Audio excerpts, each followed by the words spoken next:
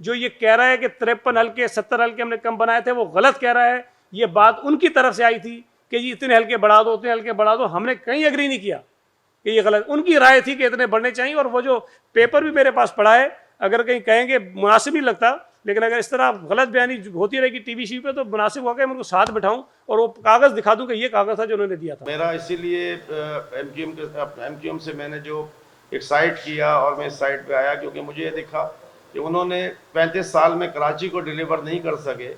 और अब इंशाल्लाह जो है बल्दियात में भी जो है पीपल्स पार्टी जो आ गई है, इंशाल्लाह मेयर भी बल्दियात में अगर इंशाल्लाह इनका आएगा तो कराची को तरक्की मिलेगी। और मैं इनके साथ मिलकर और मेरी जो टीम है, जो सारी चीज़ें हैं, मेरी कोशिश होगी कि मुल्क और बिलखुसूस कराची के लिए मैं इनका एक हिस्सा बन के कराची की तरक्की के लिए काम करूँ। 2013 में जब हम हुकूमत में थे कि हम बल्दियाती हल्के बनाएं, कानून के मुताबिक हमने बनाए। एमक्यूएम चली गई कोर्ट में कि जनाब ये हुकूमत का इख्तियार नहीं, इलेक्शन कमीशन का है। कोर्ट भी बादशाह सरकार है, सारी ज़िंदगी हुकूमतें बनाती रही, कोई हर्ज नहीं था। पीपल्स पार्टी ने पहली मरतबा बनाए तो बोला नहीं तुम्हारा काम नहीं, इलेक्शन कमीशन बनाएगा। तो हमने पहली मरतबा जब हल्के बनाए हम उस पर भी इलेक्शन नहीं लड़े, फिर इलेक्शन कमीशन ने बनाया 2013 में। तो थोड़ा सा मेरा ख्याल है कि जो और अपनी कोताहियाँ हैं, कमियाँ हैं, उस पर तवज्जो दें। अगर हल्के इतने बुरे थे तो हल्कों के खिलाफ ये इलेक्शन कमीशन में भी गए, हल्कों के खिलाफ ये हाई कोर्ट में भी गए, हल्कों के खिलाफ ये सुप्रीम कोर्ट में भी गए। अगर कहीं से रिलीफ नहीं मिला तो मेरे भाई कम से कम पीपल्स पार्टी से ये तवक्को तो ना लगाओ कि हमारे कहने पर सुप्रीम कोर्ट भी चलेगा, हमारे कहने पर हाई कोर्ट भी चलेगा, हमारे कहने पर इलेक्शन कमीशन भी चलेगा। लाडले कोई और है, हम नहीं हैं। तो अदालतों ने भी अगर ये फैसले किए कि हल्के ठीक थे तो इसका मतलब है कि ठीक थे। अगर कहीं अब भी कोई उनको चीज़ नज़र आती है ऐसी तो कम से कम उसको यूसी वाइज हाईलाइट करें कि ये प्रॉब्लम है। मैं कह रहा हूँ कि अगर कोई ये कह रहा है कि 10 और 12 और 15 है वो गलत कह रहे हैं। जो ये कह रहा है कि 53 हल्के 70 हल्के हमने कम बनाए थे वो गलत कह रहा है। ये बात उनकी तरफ से आई थी कि ये इतने हल्के बढ़ा दो, उतने हल्के बढ़ा दो। हमने कहीं एग्री नहीं किया। एमक्यूएम ने डिस्ट्रिक्ट सेंट्रल से 51 में से 50 सीटें जीती थी 2015 में। 51 में से 50 एक पीपल्स पार्टी दिल मोहम्मद जीता था, यहाँ बैठा है, और 50 एमक्यूएम ने। आज वहाँ से पीपल्स पार्टी ने 4 जीती तो परेशान है, और 42 में से 38 जमात इस्लामी जीत गई तो कोई परेशानी नहीं है। तो मेरा ये ख्याल है कि थोड़ा सा जिन लोगों को पीपल्स पार्टी की जीत पर हैरानगी है वो थोड़ा सा ये पिछले 20-25 साल के जो इलेक्शंस के नताइज हैं कराची शहर के, उसको देख लें तो आपको अंदाज़ा होगा कि उसमें जमात इस्लामी बहुत नीचे, जो 2-4 जमातें रहती हैं कम वोट लेने में, कम नशिस्तें लेने में, उनमें थी। तो अचानक से किसी जमात का हैरान कुन नतीजा अगर आया है कराची के बल्दियाती इलेक्शंस में तो वो जमात इस्लामी है।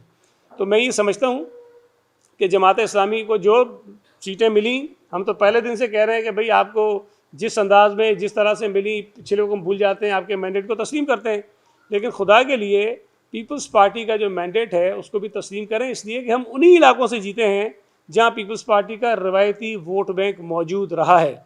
एक जो बात इलेक्शन कमीशन कर रहा है जो मेरी समझ से बालातर है, मैंने पहले भी इस बात की वजाहत की, गुजारिश भी की कि जी जो 11 नशिस्तें जिन पर इलेक्शन नहीं हुआ, हम पहले उस पर इलेक्शन कराएंगे और उसके बाद हम और रिज़र्व सीट्स का कराएंगे और उसके बाद हम मेयर और चेयरमैन का इलेक्शन कराएंगे। ये बात दुरुस्त नहीं है। मेरा ये ख्याल है कि इलेक्शन कमीशन की जो अंडरस्टैंडिंग है कानून की वो दुरुस्त नहीं है। इस पर जहाँ कानून में ये लिखा है कि हाउस मुकम्मल होगा और उसके बाद मेयर का इलेक्शन होगा, तो हाउस मुकम्मल होने से मुराद रिज़र्व सीट्स का इलेक्शन होना होता है, जो सीटें खाली होती हैं उसका नहीं होता। उसकी मिसाल मैं आपको इस तरह दूँ कि कौमी असम्बली और सूबाई असम्बली के जब इलेक्शंस होते हैं तो उसमें अगर कुछ नशिस्तें खाली रह जाती हैं किसी भी वजह से, तो उसका इंतज़ार नहीं किया जाता, जो रिज़र्व सीट्स हैं उसका इलेक्शन हो जाता है। और जब रिज़र्व सीट्स का इलेक्शन हो जाए तो उसके बाद चेयरमैन, स्पीकर का, डिप्टी स्पीकर का, वज़ीर आज़म का, वज़ीर आला का इलेक्शन हो जाता है। और उस इलेक्शन के बाद जो सीटें खाली होती हैं उनका शेड्यूल जारी होता है और उस पर इलेक्शन होता है। अब ये बड़ी अजीब सी बात है कि 6 सीटों पर वो ये कह रहे हैं कि हमारे फॉर्म 11 के मुताबिक आरओ ने रिज़ल्ट नहीं दिया, और बाकी 3 नशिस्तों पर वो ये कह रहे हैं कि आरओ ने तो रिज़ल्ट दिया था फिर रिकाउंटिंग में हरा दिया। तो ये दोनों चीज़ें आपस में मैच नहीं करती हैं। और उन 3 नशिस्तों का रिज़ल्ट ये बताता है कि जमात इस्लामी के जो फॉर्म 11 हैं उसमें कहीं ना कहीं कोई प्रॉब्लम है। लेकिन हमें रिकाउंटिंग पे बिल्कुल कोई एतराज़ नहीं है।